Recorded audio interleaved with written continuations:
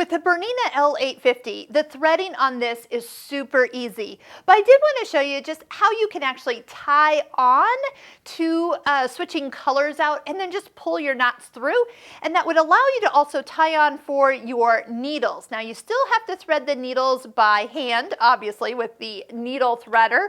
Once you've gotten used to this, as I have over doing all these videos, it gets easier and easier. Plus you have a needle threader that is in your accessory door that you can also use as well. So between the two of those, you really shouldn't have to worry about threading needles.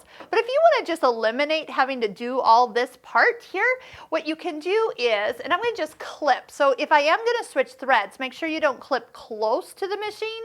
You actually clip back here away from the machine and at the spool. And then what you're going to do is, as you tie on your next thread, we're going to do an overhand knot. So just take both the ends, bring them together, and then like you're doing a balloon knot, just do one big knot right here, just like that. And if you want to cut a little bit of the tail off, you sure can.